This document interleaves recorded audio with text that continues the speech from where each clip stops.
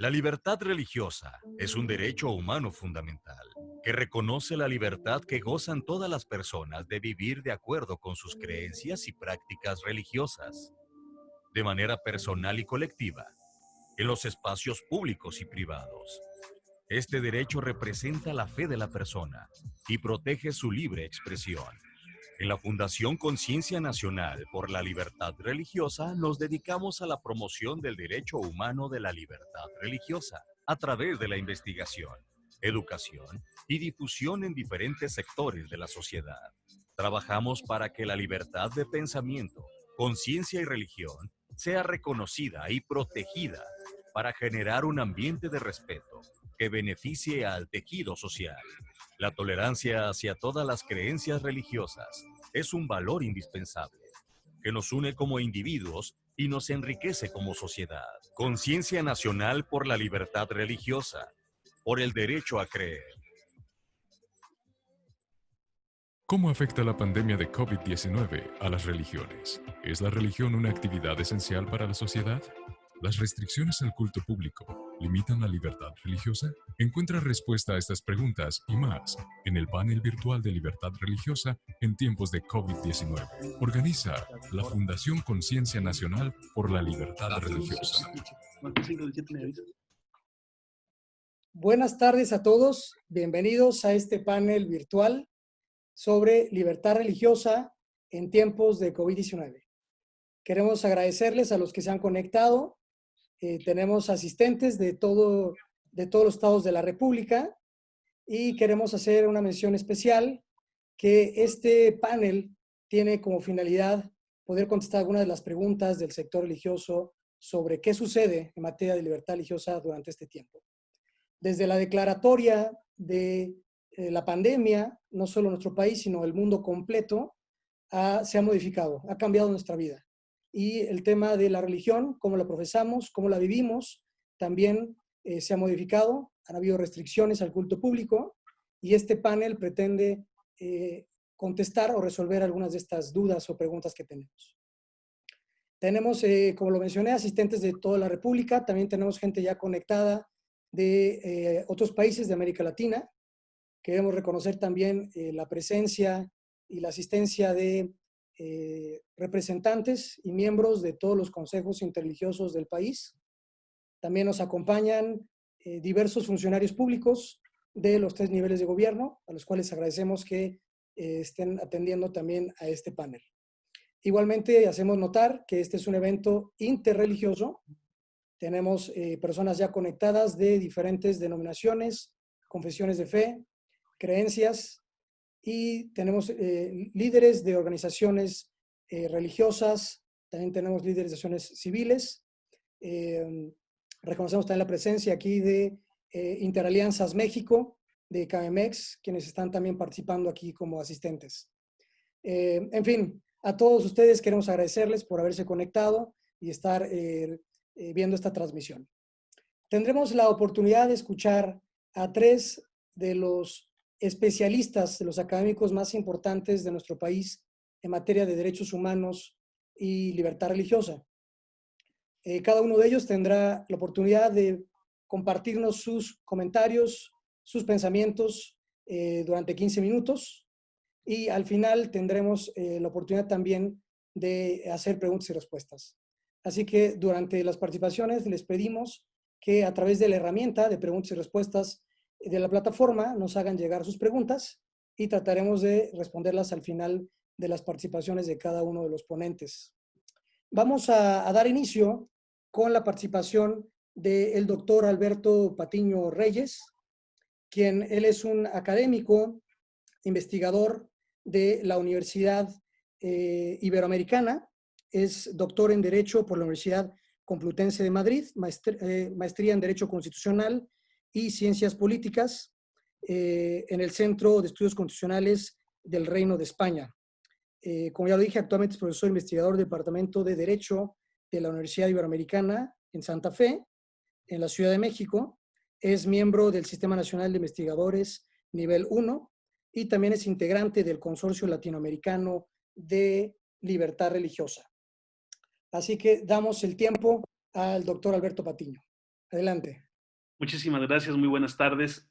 Agradezco a Conciencia Nacional por la Libertad Religiosa, en la persona de su director, Cristian Vadillo, la oportunidad para dirigirme a todos ustedes desde el confinamiento, desde casa, para hacer un comentario en estos 15 minutos muy general acerca de si la libertad religiosa puede quedar restringida y si la religión es una actividad esencial.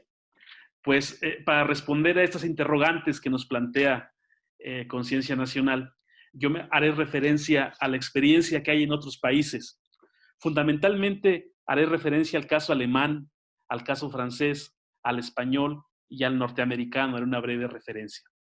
Como ustedes saben, esta pandemia es global, es mundial, no hay algún país hasta el momento que sepamos que no tiene, que no ha padecido los efectos de esta enfermedad. Sin embargo, no todos los países han tratado la libertad religiosa de una manera uniforme. Algunos han establecido restricciones al culto para salvaguardar, para proteger la salud pública y la vida de todas las personas. Es el caso, por ejemplo, de Alemania. Alemania, donde en el mes de marzo, una persona, un practicante católico, recurrió al Tribunal Constitucional alemán impugnando la normativa del estado de Hesse, donde él vive, el cual prohibía las celebraciones religiosas, al considerar que esta medida, este reglamento que prohibía las celebraciones religiosas, en aras de proteger a las personas de los contagios, vulneraba su derecho de libertad religiosa y de creencias. Entonces, alegaba que no era lo mismo, que no era lo mismo atender los oficios religiosos a través de los medios de comunicación o por internet, porque estos no sustituyen la participación de la persona, o sea, es importante la persona presencialmente.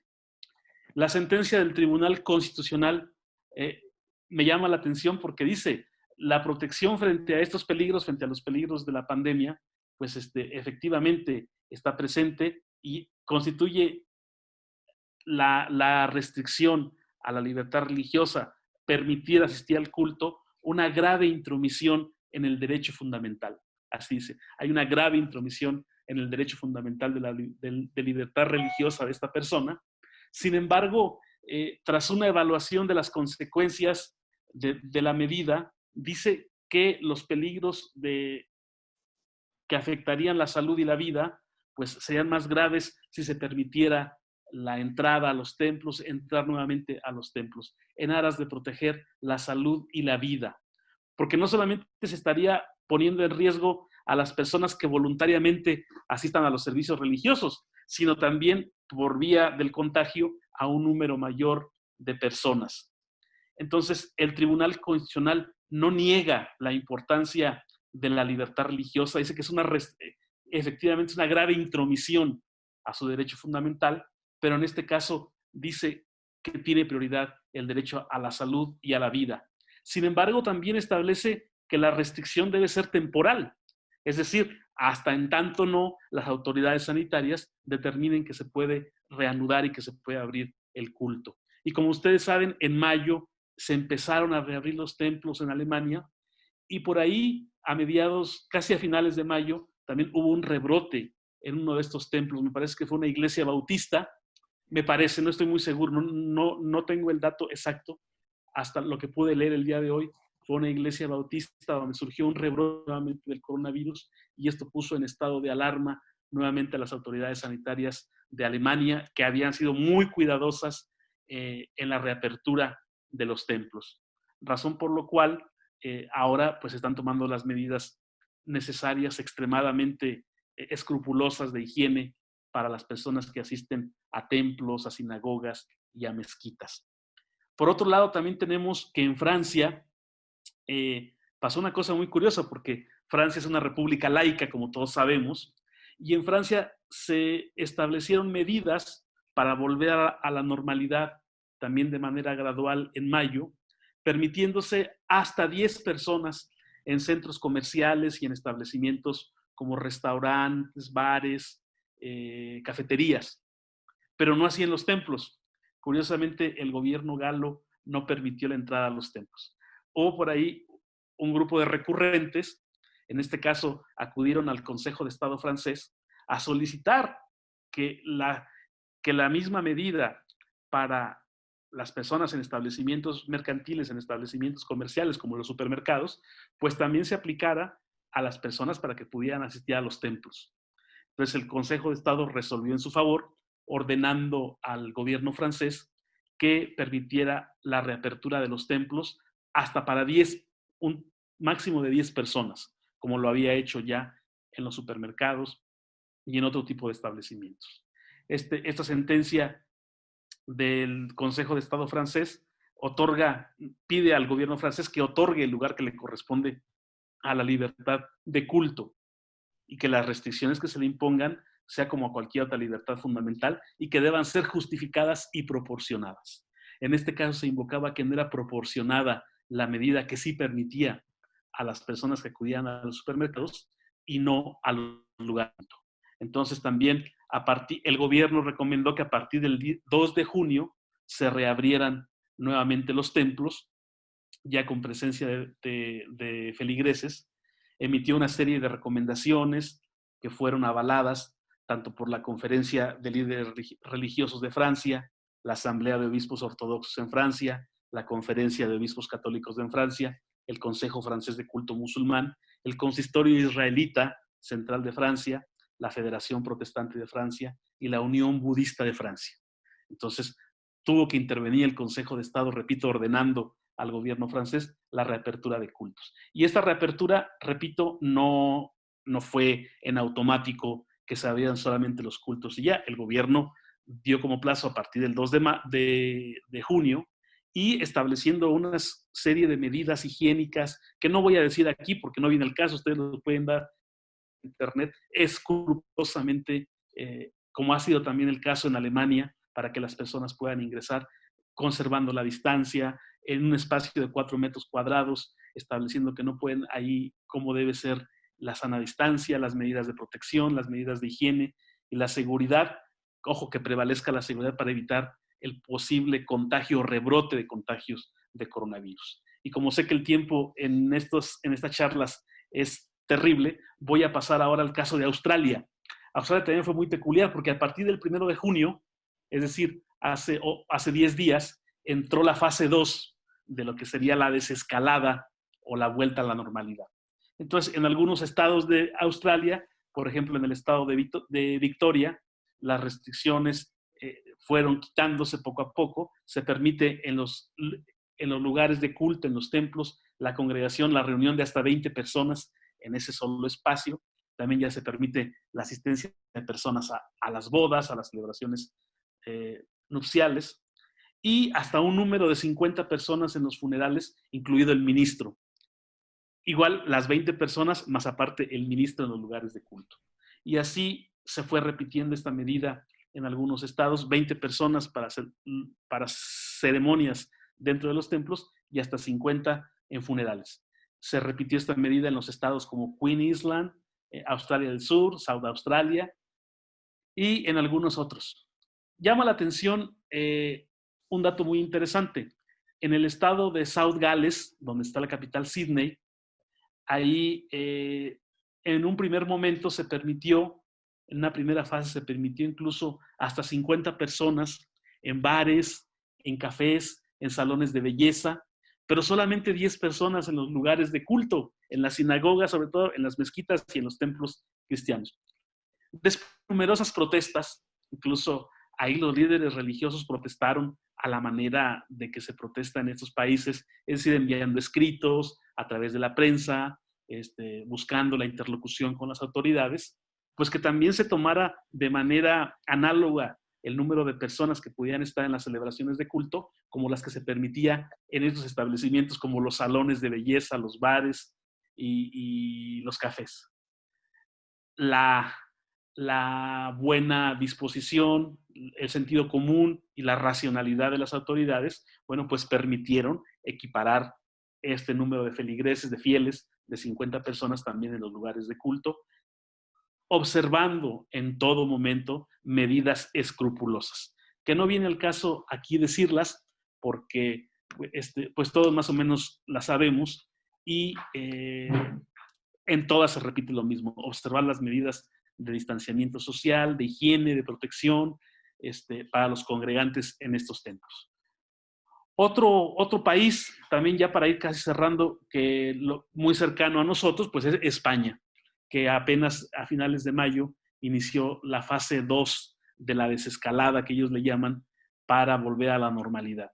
Y en España, en esta fase 2, se ha permitido hasta el 50% del aforo de presencia de los feligreses, de los fieles en los templos. ¿Sí? El 50% de su capacidad, ya se permitió hasta un 50% de la capacidad, tiene que ponerse un letrero en las afueras de los templos para decir, el aforo de este templo es de tanto, para que las personas sepan cuántos caben y cuántos pueden estar, observando, repito, escrupulosamente las medidas de higiene, las medidas de seguridad, de protección, porque la constante en estos casos pues es que las iglesias, los líderes religiosos son responsables de preservar la salud, de preservar la integridad, pues moral, jurídicamente también, de que no vaya a haber contagios. Y lo decía un obispo italiano, somos personas serias, nosotros no andamos buscando los contagios así como así, nos preocupa mucho la salvación de las almas, decía, y la salvación de la salud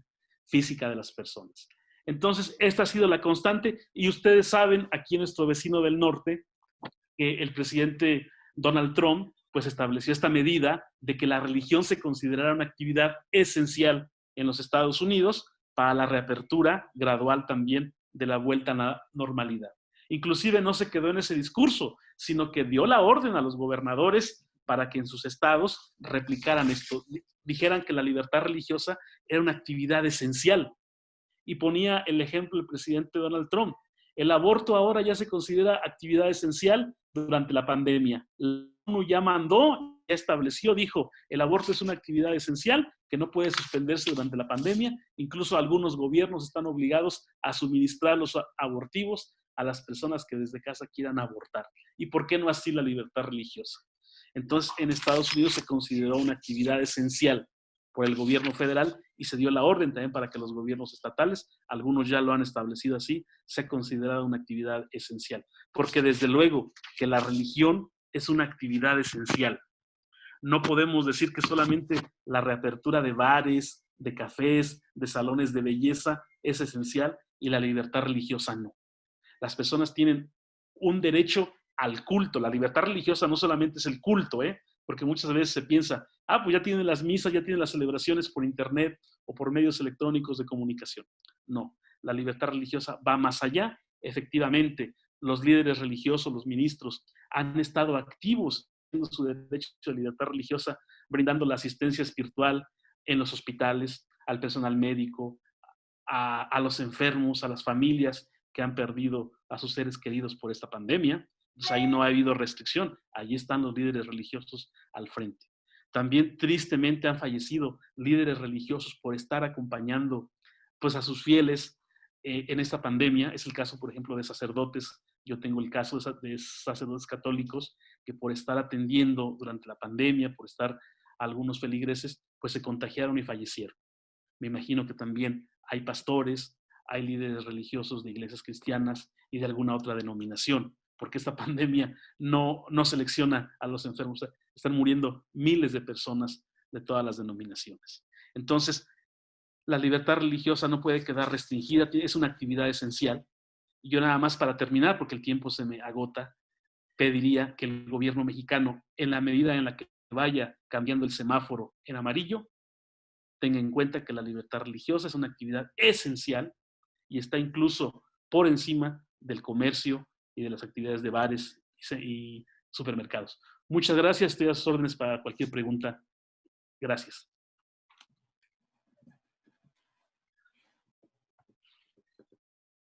Muchas gracias, Alberto, por las opiniones. Muy interesante incluso tener esta comparativa internacional de qué está sucediendo en otros países. Evidentemente somos un mundo global y nos enteramos mucho de las noticias, pero hay algunas otras experiencias como las que tú nos comentas, que a lo mejor no son el dominio de todos los medios de comunicación. Es interesante poder comparar también qué sucede en otros lugares. Daremos entonces ahora espacio a que nos vierta sus opiniones el doctor Javier Saldaña Serrano. Él es licenciado en Derecho por la Facultad de Derecho de la Universidad Nacional Autónoma de México, doctor en Derecho por la Universidad de Navarra, España. Es miembro del Comité Académico del Instituto de la Judicatura Federal, del Consejo de la Judicatura Federal, y es autor de diversos libros sobre libertad religiosa, derechos humanos, ética jurídica, y él también es catedrático investigador de la Facultad de Derecho de la Universidad Autónoma de México. Entonces, damos el tiempo, el espacio es de usted, doctor Saldaña. Pues, en primer lugar, buenas tardes a todos. Quiero en un primer momento agradecer a la Asociación Conciencia Nacional por la Libertad Religiosa la invitación que me ha formulado para participar esta tarde en un evento tan significativo para los que hemos estudiado el tema de la libertad religiosa como este encuentro entre especialistas. Mi comentario lo he dividido fundamentalmente en tres partes. La primera de ellas trataré de hacer un abordaje no muy teórico, pero sí, en mi opinión, bastante importante del pensamiento de un profesor alemán conocido por todos nosotros, que es Jürgen Habermas, y haré una reflexión sobre uno de los libros que para mí ha sido especial y muy importante. La segunda parte de mi comentario abordará la problemática jurídica de la libertad religiosa e intentaré responder en esta parte a la pregunta de si es legítima y legal la suspensión o la limitación del derecho de libertad religiosa, el ejercicio de este derecho en el espacio público. Y finalmente, con un poquito más de tiempo, y ahí es donde me voy a detener un poco más, abordaré la problemática, algunos problemas puntuales que yo veo en los tiempos que nos ha tocado vivir. Habermas escribió un libro muy interesante que se llamó Entre naturalismo y religión, y ahí planteaba cómo el mundo se encontraba dividido en dos polos. En uno de estos polos se reconocía y se aplaudía el progreso científico, neurocientífico, robótico, todo lo que tiene que ver con la ciencia.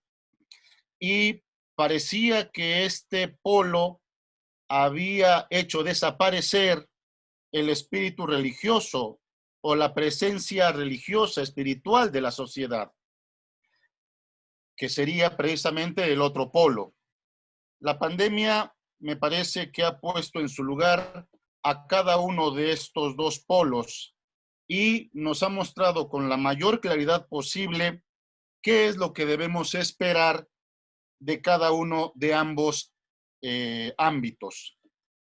En primer lugar, me parece que no se puede desconocer la importancia y los avances científicos, técnicos, pero hasta el punto de no hacernos perder de vista la visión trascendental que nos da la fe.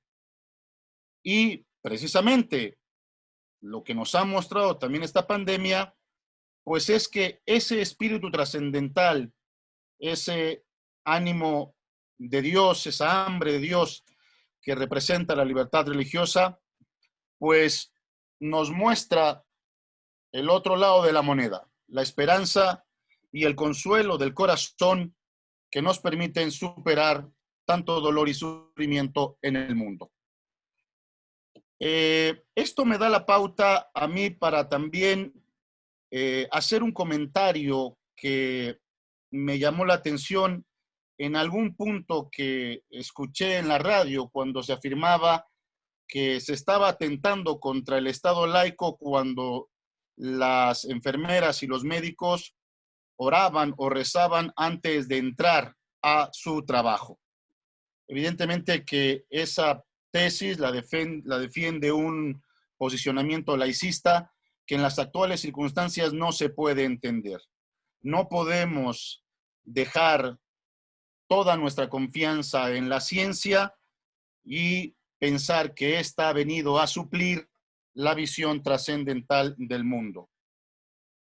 En esta reflexión también quisiera expresar lo siguiente, y es, ¿se puede suspender el derecho de libertad religiosa en estados de excepción? Entiendo por suspender, como lo dice la Constitución mexicana, el prohibirla o impedirla.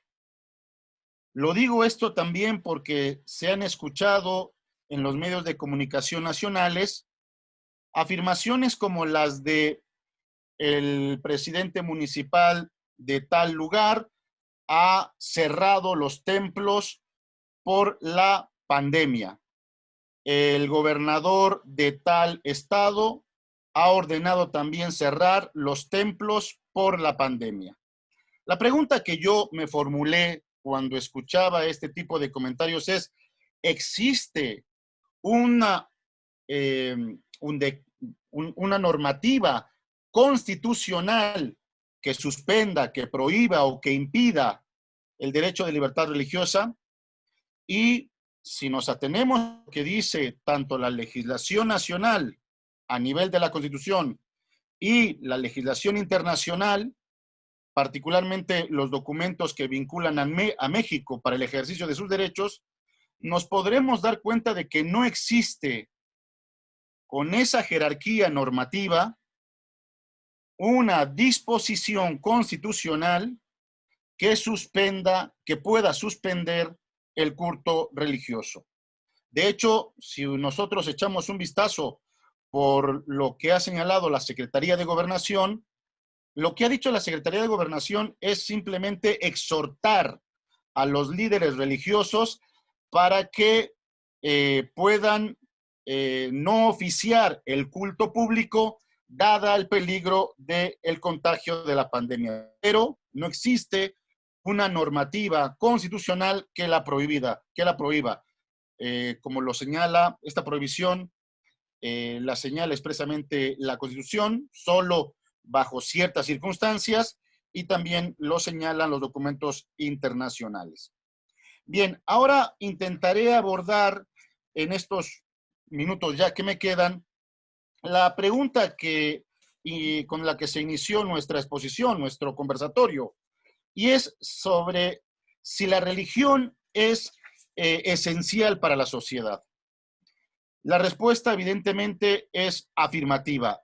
La religión como objeto del derecho de libertad religiosa es esencial para la sociedad.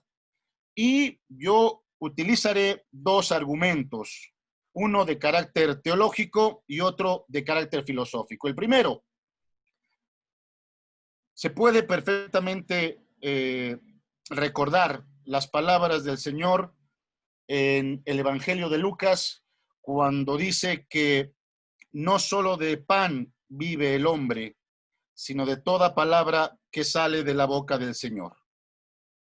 El segundo argumento para sostener la afirmación que acabo de hacer sobre que la religión es esencial para la sociedad es reconocer que la religión es un bien humano básico tanto para las personas como para las iglesias. Y cuando se respeta este bien humano básico, se posibilita el ejercicio de la libertad religiosa que perfecciona tanto al ser humano creyente como a las comunidades que profesan esa misma fe. Esta sería, por tanto, mi respuesta a la pregunta. Y quisiera, al hilo de lo que vengo comentando, exponer la idea de si los templos, si las iglesias pueden estar cerradas o si se ha limitado, si se ha prohibido el ejercicio de la libertad religiosa.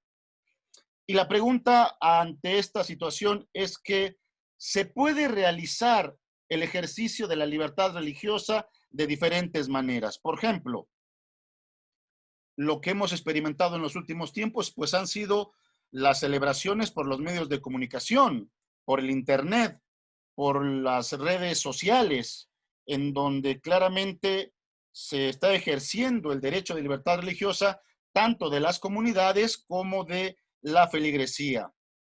Pero también ha habido algunas experiencias a nivel nacional en las que se ha permitido la apertura de las iglesias, no para el culto público, digamos, no para las misas, pero sí para que las personas que sientan la necesidad de acudir a rezar puedan hacerlo, tomando evidentemente las medidas sanitarias, incluso exhibiendo al Santísimo. Y ahí, evidentemente que se está ejerciendo el derecho de libertad religiosa, no en un sentido pleno, no en un sentido colectivo, pero se ha ejercido en estas circunstancias. Ahora bien, si se me preguntara si hoy existen las condiciones para poder abrir los templos, mi respuesta la dividiría en tres partes. La primera de ellas, hace relativamente poco tiempo escuchamos al subsecretario de Salud decir que si bien es verdad, México está en el semáforo rojo, hay algunas zonas en las que se pueden realizar ya actividades relativamente normales. ¿Cuál es la razón?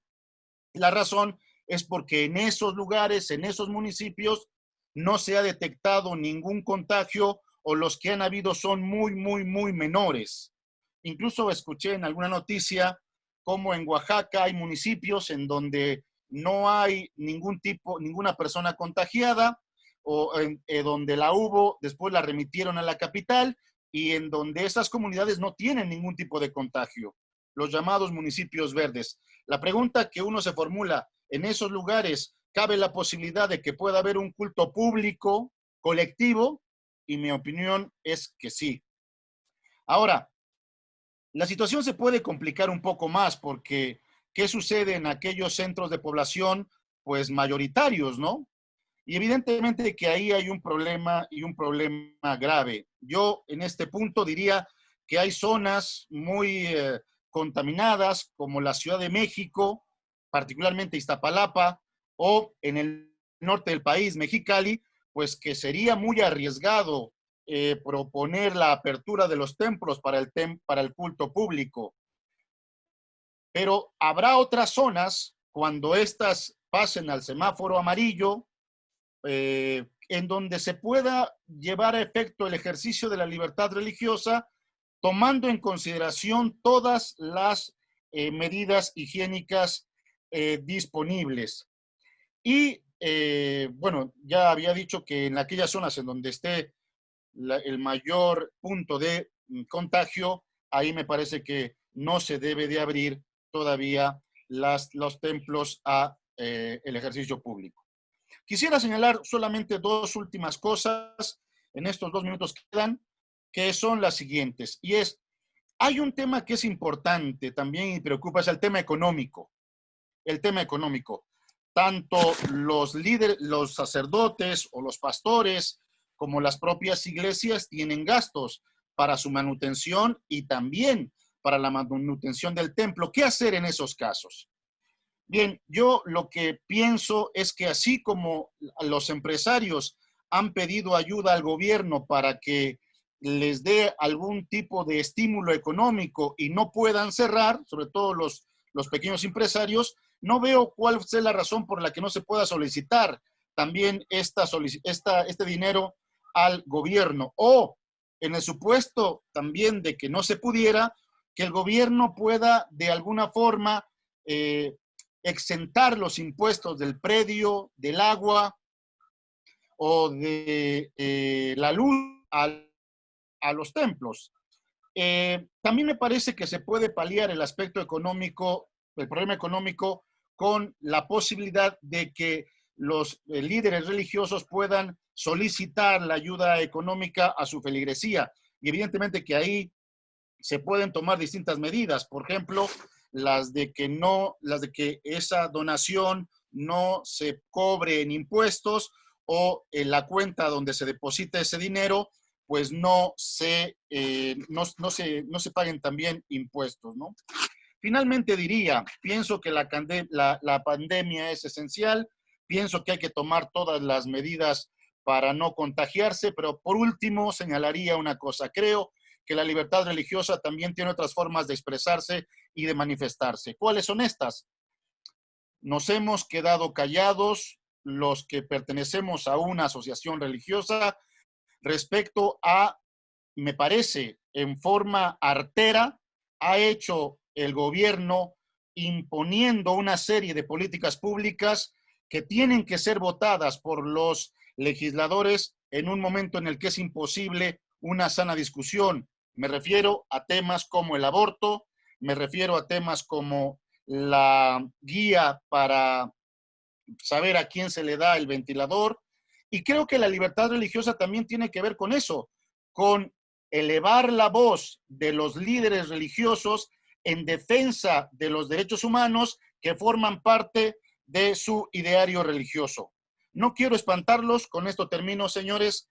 Creo que en este último punto del que hablé es necesario hacer una reflexión muy importante sobre el último informe del relator especial de la ONU en materia de libertad religiosa, porque en los años que llevo leyendo temas sobre libertad religiosa, nunca había yo visto una embestida tan fuerte contra la violación del derecho de libertad religiosa. Muchas gracias.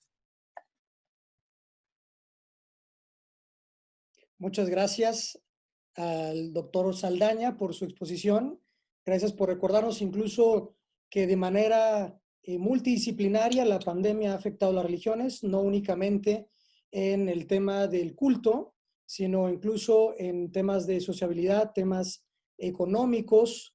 Y gracias por recordarnos esta parte. También es importante tenerlo en cuenta para las decisiones que se vayan a tomar en el futuro.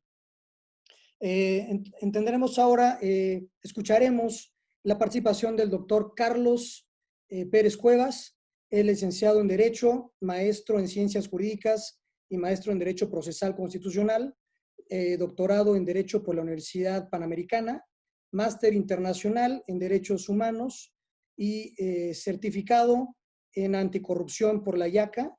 Tiene estudios en Estrategia, Negociación y Liderazgo en la Universidad de Harvard. Es ex legislador local y federal, especialista en Derechos Humanos, Derecho Constitucional y Sistemas Anticorrupción. Actualmente es vicepresidente mundial y presidente para México de la Global Organization of Parliamentarians Against Corruption. El tiempo es de usted, doctor Carlos Pérez. Cristian, muchas gracias. Un honor poder estar en este panel tan interesante con el doctor Alberto Patiño, uno de los más reconocidos estudiosos de la libertad religiosa, y sin duda con el doctor Javier Saldaña, que también es un gran exponente en estos temas y de derecho natural a nivel internacional inclusive. Para mí es muy importante, voy a compartir unos minutitos la pantalla sobre lo que yo hablaré y luego retomaré para poder encontrar un diálogo para verlo en este sentido. Yo me centraré a tratar de dar respuesta a las preguntas que muy provocadoras y provocativas en el contexto de lo que tiene que ver la libertad religiosa en tiempos de COVID. Yo trataré de responder cómo afecta la pandemia de COVID-19 a las religiones y si es la religión una actividad esencial para la sociedad, y para poder arribar a algunos comentarios sobre las restricciones al culto público, si es que estos limitan la libertad religiosa. Haré algún comentario aquí sobre la Comisión de los Estados Unidos para la Libertad Religiosa, que es con el que empezaré, porque ellos dicen que desde una perspectiva legal, el derecho internacional exige que los gobiernos preserven los derechos humanos individuales, incluida la libertad religiosa, al tomar medidas para proteger la salud pública, incluso en tiempos de crisis. Y bueno, yo al final haré una pequeña propuesta sobre el principio del doble efecto que es de naturaleza sajona y que se utiliza en otros conceptos, pero que yo creo que es un buen elemento para poder tomar determinaciones cuando existe un conflicto de protección de derechos humanos y que corresponde al Estado salvaguardarlos y dar la oportunidad. Bajo esta circunstancia, yo me gustaría empezar diciendo que cómo es que afecta la pandemia de COVID-19 a las religiones.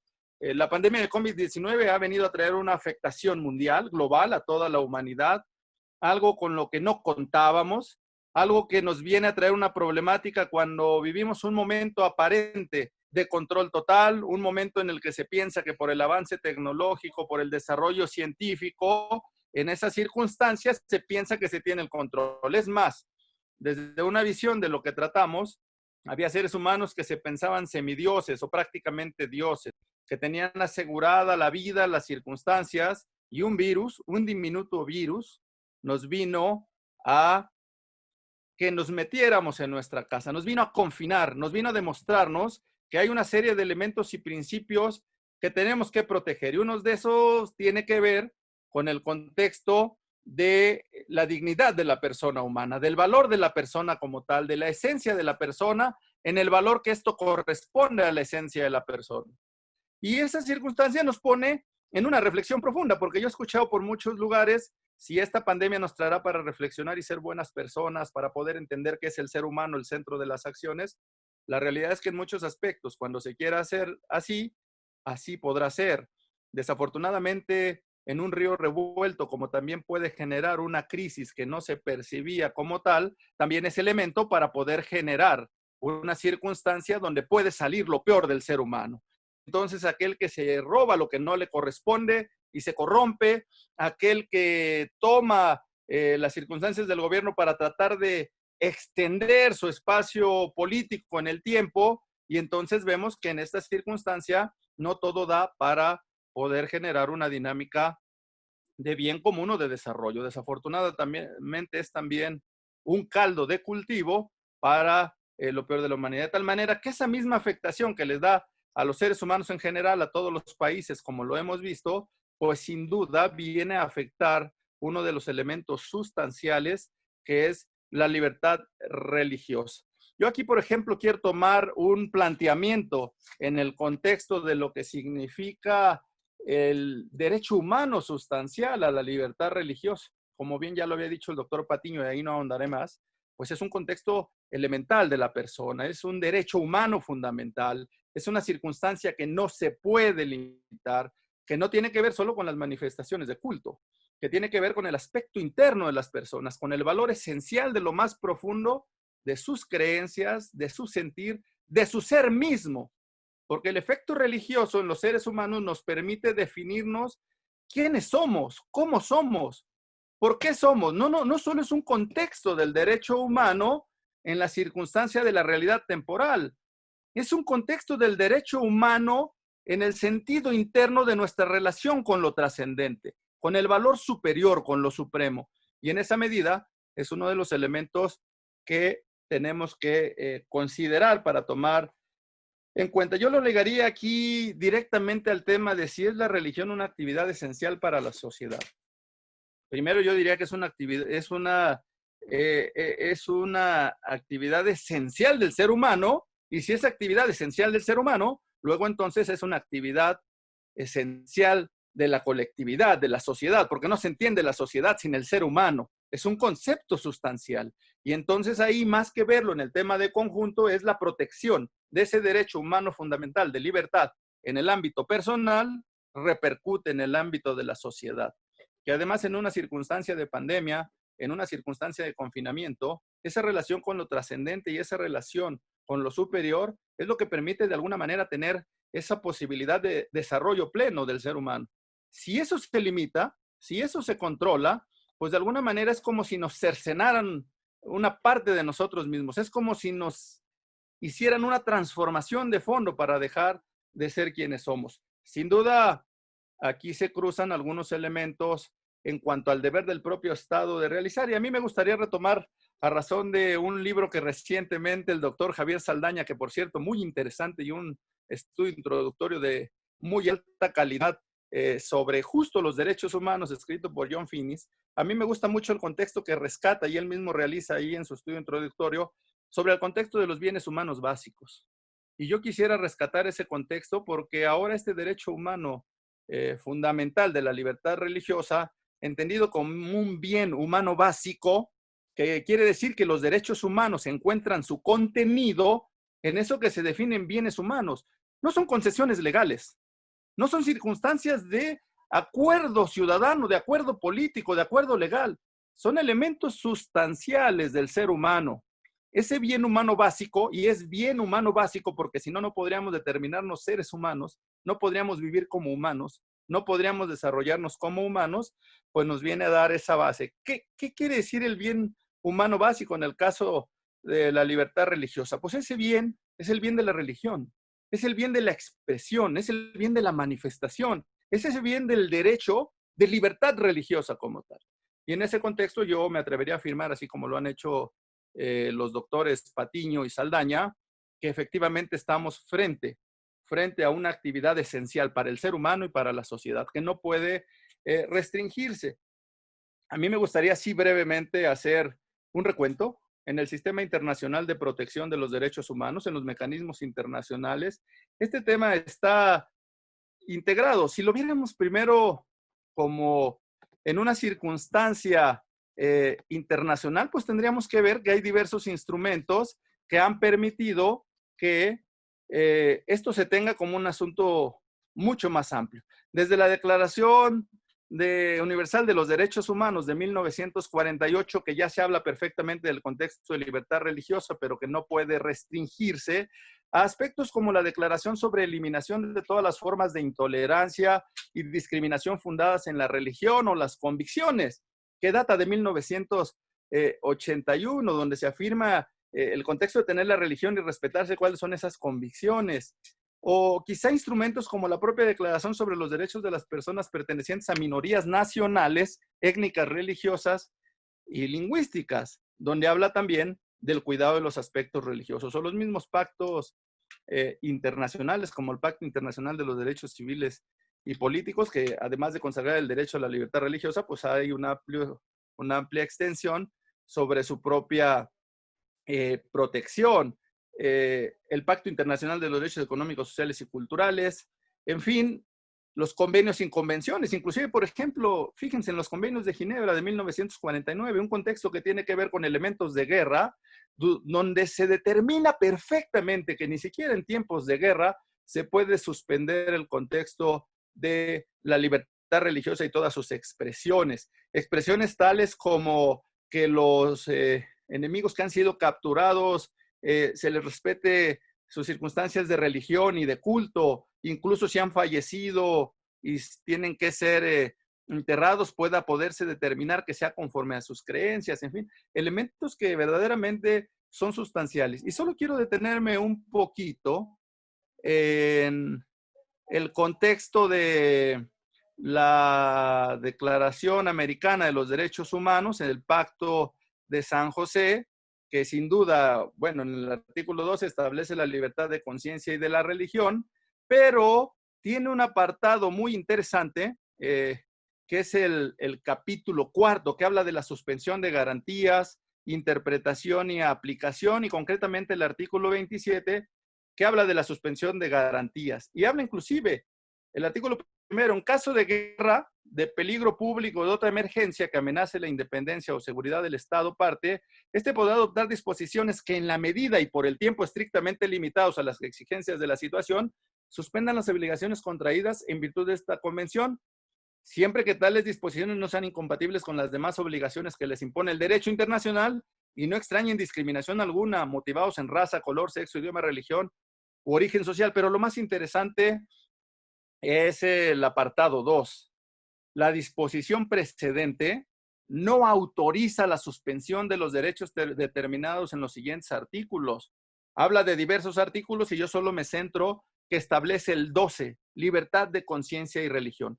Luego entonces, el Sistema Internacional de Protección de Derechos Humanos Interamericano, regional, la Convención Americana, habla expresa y claramente que este derecho no se puede limitar y no se puede restringir. Ahí tenemos un elemento sustancial en un instrumento internacional que nos da luces y pautas para poder entender esta dinámica. Y luego para poder ir cerrando, porque el tiempo es el único que no perdona y corre, es si las restricciones al culto público limitan la libertad religiosa.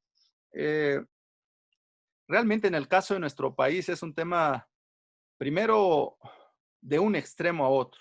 Cuando estuvimos en el contexto de la guerra cristera entre 1926 y 1929, ahí sí hubo una suspensión ahí hubo una afectación, ahí hubo una intromisión directa del Estado mexicano, del gobierno, en contra del culto público y en contra de la libertad religiosa, pero era un contexto particular, era una circunstancia de conflicto.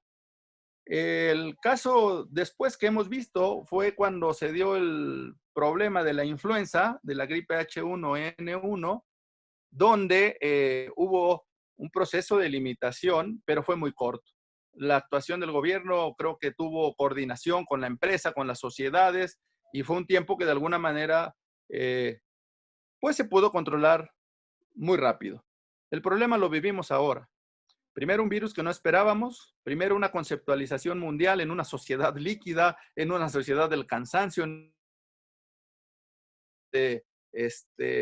los datos se vuelven dioses, y he citado a 3 autores, filósofos y demás en breves segundos, pero de pronto la sociedad se enfrenta a una circunstancia que lo obliga a retomar muchas cosas, sobre todo en el tema de la libertad religiosa. Primera, nadie esperaba un virus así, nadie esperaba de la magnitud de las consecuencias de una crisis de salud de tal magnitud, que mucho tiene que ver con la forma de actuar de cada gobierno, que mucho tiene que ver con las decisiones que tomen los gobiernos, y desafortunadamente en el caso nuestro, la realidad ha empezado a desnudar, que nuestro gobierno no ha tomado las decisiones pertinentes, que ha tardado, y que nos encontramos en el contexto más fuerte de la crisis de salud, por lo cual el contexto de la restricción en cuanto a que la autoridad pueda restringir la libertad religiosa como tal, no hay norma que sostenga esa circunstancia.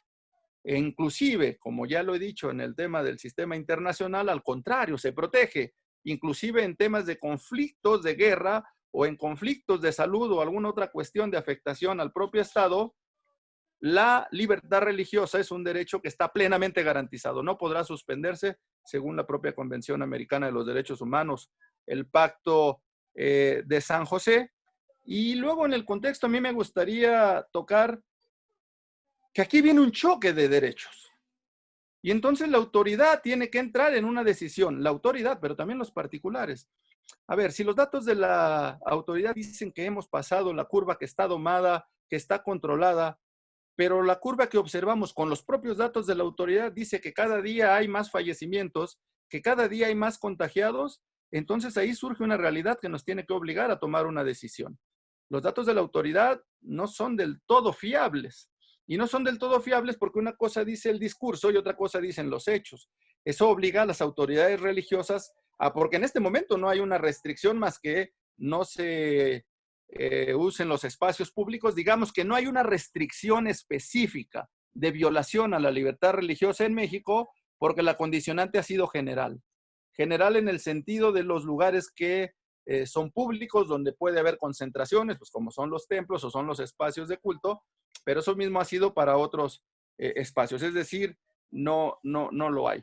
Yo para ir cerrando, y me tomaré solo unos pocos segundos, ante todo eso nos encontramos en un regreso a la nueva normalidad.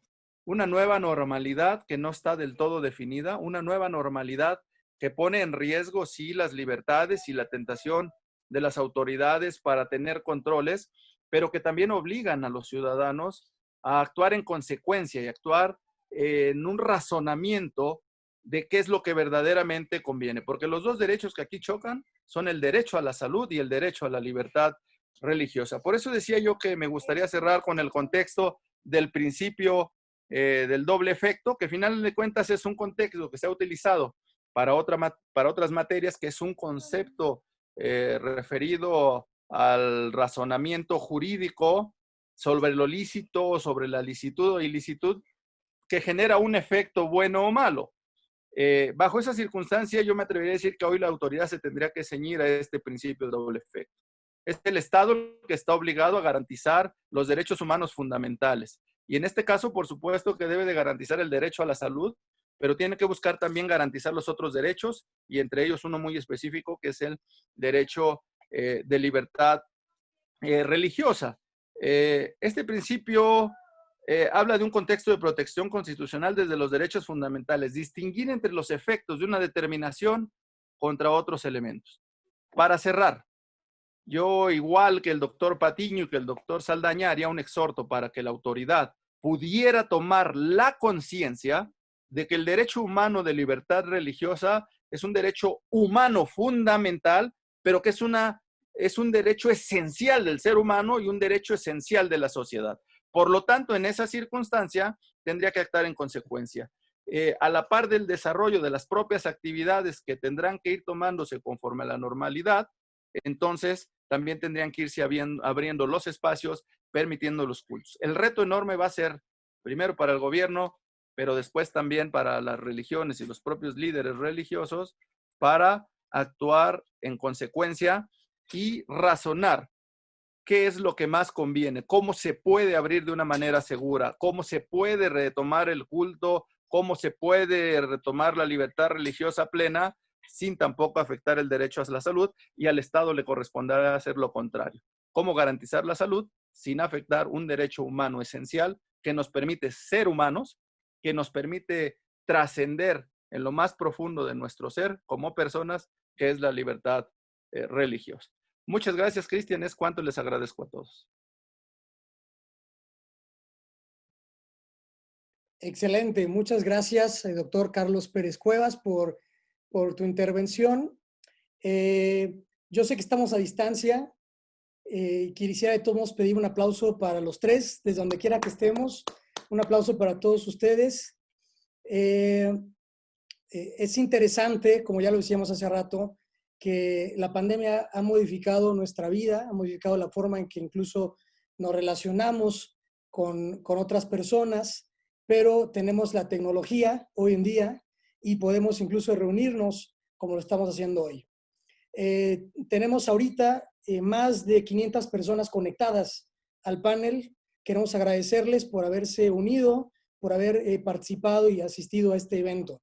Así que también un aplauso y un saludo y un abrazo a todos los que están viéndonos realmente de toda América Latina.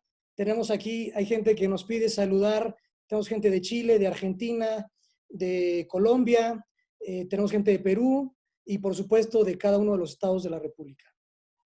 Quisiéramos utilizar los minutos que nos sobran para poder tener una ronda de preguntas a los panelistas. Nos han llegado muchas, estamos tratando de reunir las ideas generales y tratar de contestar las más posibles. Una pregunta recurrente ahorita aquí es, ¿qué argumentos tenemos para dialogar con la autoridad a fin de que se declare a la religión como una actividad esencial? Creo que ya lo han mencionado, de hecho, los tres ponentes. Sin embargo, quisiera que de alguna manera, si nos puedes ayudar, Javier, doctor Javier Saldaña, brevemente, ¿qué argumentos tenemos para dialogar con la autoridad y que se declare como una actividad esencial la religión? Bien, yo creo que pueden ser dos vías esenciales. La primera la traigo de la experiencia mexicana. En otros tiempos y con otras administraciones, los líderes religiosos en lo personal o en grupo han solicitado audiencia con la Secretaría de Gobernación e incluso en algunos supuestos con el presidente de la República, y la Secretaría de Gobernación, como toda autoridad política, debe tener la puerta abierta para todos los actores sociales que quieran hablar con esta autoridad sobre el mejor ejercicio de la vida democrática y de los derechos humanos. Y el segundo argumento sería, pues, fundamentalmente, solicitar por la vía oficial una entrevista con el subsecretario de Asuntos religiosos, que hay una autoridad en la propia secretaría, para exponerle estos puntos de vista, y que la Secretaría de Gobernación y su equipo, el equipo de Gobernación, pueda discutir las solicitudes que los líderes religiosos, ya sea en lo personal, a nivel individual, a nivel de representación de la Iglesia Católica o a nivel de grupos religiosos, puedan hablar con ello, ¿no? En otro tiempo existió el Consejo Interreligioso de México. El Consejo Interreligioso de México estuvo participando activamente con las autoridades gubernamentales, haciéndole llegar los razonamientos para poder posibilitar el mejor ejercicio de la libertad religiosa y se lograron muchas cosas. De modo que no hay un impedimento evidente ni legal ni tampoco político para que se pueda acercar los líderes religiosos a hablar con la autoridad correspondiente.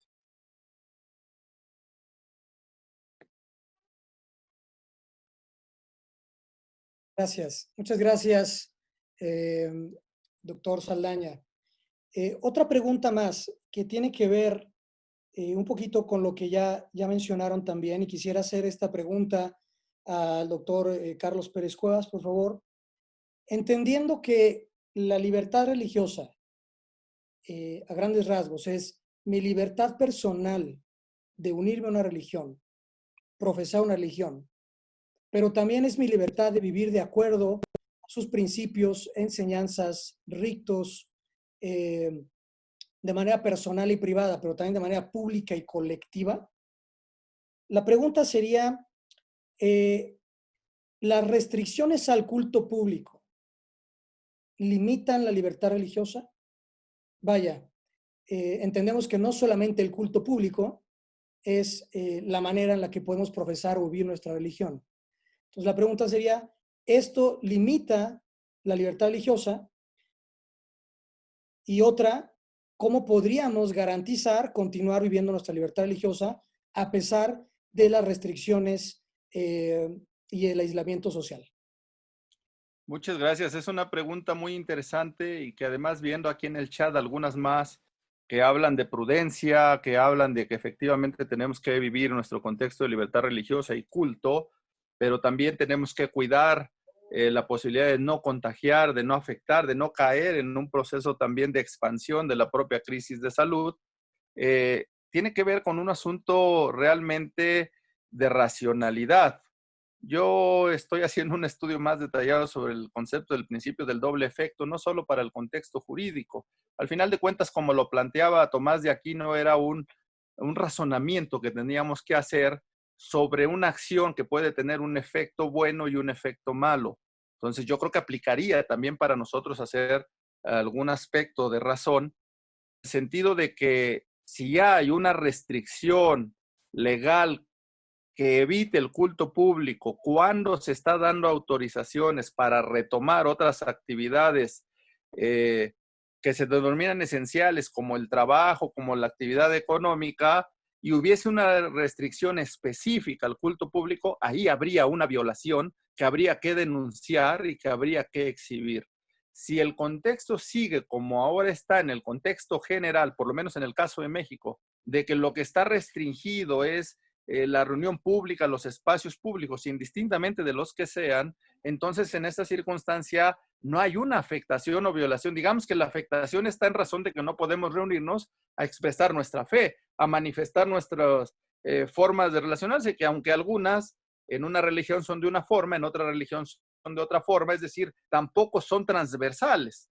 No todos realizan el culto público en un espacio como tal, otros lo hacen de manera individual, etcétera. Entonces, en ese contexto tiene que haber también un contexto de prudencia para no afectar y contagiar a otros. Entonces, tiene que hacer una circunstancia de salvar el contexto de la aplicación irrestricta de nuestra libertad religiosa en los hechos, en el culto, en la expresión de lo que significa creer en algo, y la circunstancia de salvaguardar los preceptos de que la sociedad debe también mantenerse saludable. Entonces, en esa circunstancia, insisto y concluyo, si hubiera una afectación directa en cuanto a la libertad religiosa, cuando se está dando libertad de apertura a otros, como me parece que el doctor Patiño mencionó casos muy relevantes en otros países, en España o en Francia, donde incluso se tuvieron que interponer acciones para defender esos derechos, creo que entonces estaríamos ante la posibilidad de denunciar una violación a un derecho humano fundamental. En este contexto, la afectación es a nuestros derechos ciudadanos de todos los ciudadanos. Entonces, es una circunstancia que marca la diferencia. Es cuanto.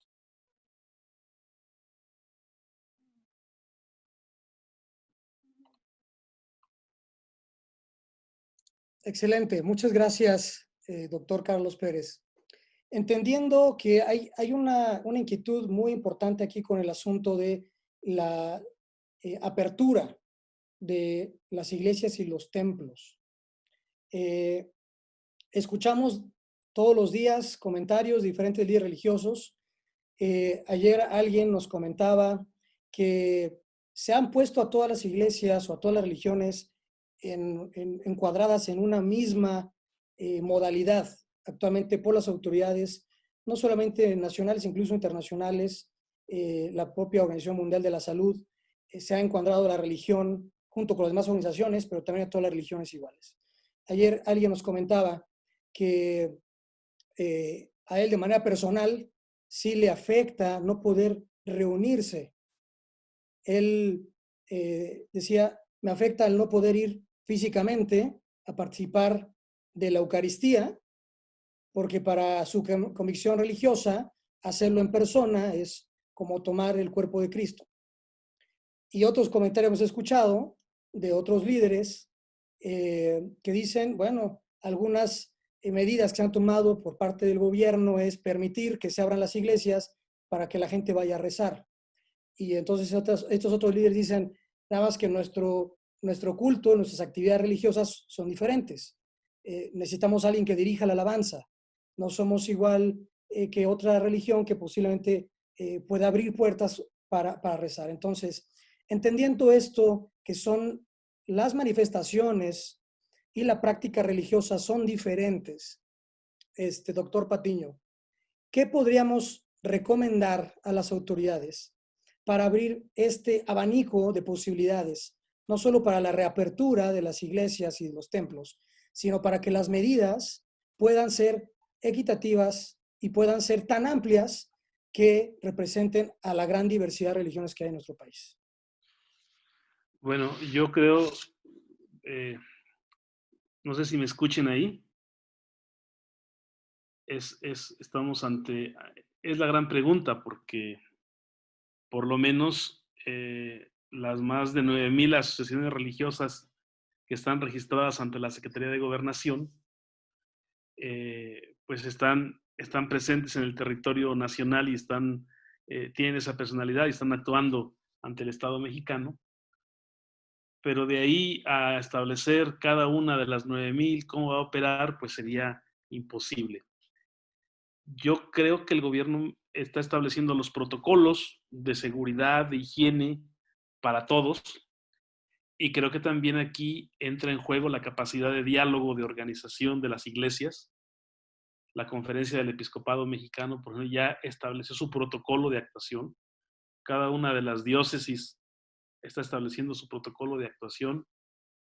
No sé al interior de otras iglesias también si tengan ya un protocolo de actuación, que estén comunicados, que estén en constante comunicación con la autoridad sanitaria. No se va a poder volver a la normalidad, es un dato, no se va a volver a llenar los templos como antaño. Estamos viendo que en países como Francia empezaron 10 personas, en Australia se permitían 50 personas en los salones de belleza, en los cafés, en los bares, y solamente 10 personas en los templos, ahí en Sydney, ¿no? Hasta que protestaron, dijeron, bueno, equipárnos también a los que van a los salones de belleza. Creo que aquí no se puede dar, y lo voy a decir con todas sus letras, no se puede dar una uniformidad. La igualdad no es igual a uniformidad. Se tendrán que tener en criterios de atención al número de fieles, a los templos, a la presencia que tienen, sin discriminar, desde luego, a las minoritarias o a ninguna otra. Porque recuerden ustedes el caso que yo ponía en Alemania, donde el culto de una iglesia cristiana, a ver si alguien tiene el dato ahí que me lo precisen, yo lo estaba leyendo hace un momento, no recuerdo si fue una iglesia bautista, la reapertura del culto con las medidas sanitarias volvió a hacer el rebrote de coronavirus. Entonces, van a tener que ser protocolos muy estrictos, y va a ser imposible tener llenas las iglesias en esas fases que nos habla la autoridad. Hoy en la mañana, hace un rato estaba escuchando de que se está hablando de un rebrote del coronavirus para finales de año, y en algunos otros países dicen que también antes de finales de año. Entonces, aquí sí tiene que ser muy cuidadosa la autoridad civil, la autoridad sanitaria, pero también las autoridades de las iglesias. Porque recuerden que las iglesias, también las autoridades, los líderes, pueden ser acusados del peligro de contagio. Hay un tipo penal que es el peligro de contagio. O sea, si no se prevén las medidas necesarias, adecuadas, escrupulosamente, pueden ser incluso acusados de contagio por la vía penal. Entonces, habría que ser muy cuidadosos, habría que actualizar esos protocolos. Cada vez y cada iglesia ya los tiene, cada grupo religioso, y dialogar con la autoridad sanitaria. De alguna medida, aquí se está imponiendo ahora la prevalencia de la vida, de la salud, por encima de esta restricción a la libertad religiosa, que esperemos, como yo lo decía en mi ponencia, que sea momentánea, que todos queremos que sea lo más momentáneamente posible y que empiece a reabrirse con las medidas de protección y de seguridad a que haya lugar.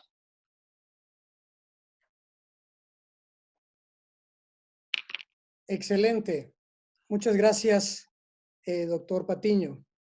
Vamos a ir concluyendo. Antes de esto, nuevamente les pido un aplauso a los panelistas, donde quiera que nos encontremos. Ha sido una muy buena experiencia compartir estas experiencias. Les repito, la vida nos ha cambiado. Sin embargo, nada nos impide continuar, como en este momento, comunicándonos, continuar trabajando para poder promover la libertad religiosa. Me gustan estas palabras finales del doctor Patiño. Dice: igualdad no es lo mismo que uniformidad. En las decisiones que habrán de tomarse, deberá de tomarse en cuenta esto, que hay que encontrar las maneras de permitir el culto, pero también la práctica de la religión a todas y a la diversidad que existe en nuestro país. Por supuesto que habrán cambios, ya también lo dijo el doctor Patiño, y en esto requerimos de mucha colaboración y colaboración interreligiosa. Escuchando los comentarios de los panelistas, podemos concluir que la declaratoria de actividad esencial, por supuesto que definirá en su momento, a través de las decisiones de los gobiernos locales, cuándo se reaperturarán los templos. Sin embargo, es muy interesante que esta declaratoria que se logre dar por el gobierno es una aseveración de que la actividad religiosa es esencial de la persona. Está así reconocido en los tratados internacionales de derechos humanos, está reconocido por nuestra propia Constitución como una actividad esencial, al ser un derecho humano fundamental de la persona y de todo el género humano.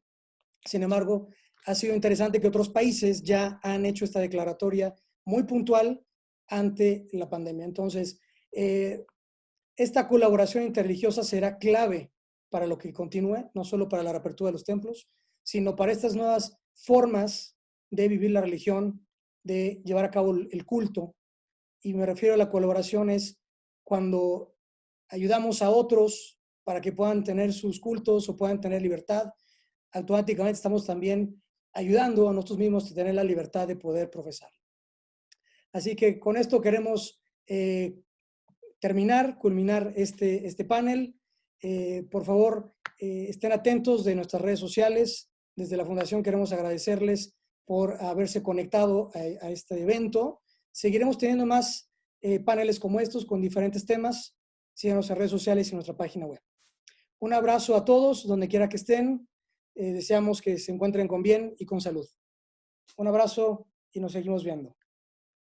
Panel virtual de libertad religiosa en tiempos de COVID-19. Síguenos en nuestras redes sociales. Fundación Conciencia Nacional por la Libertad Religiosa. Panel virtual de libertad religiosa en tiempos de COVID-19. Síguenos en nuestras redes sociales. Fundación Conciencia Nacional por la Libertad Religiosa.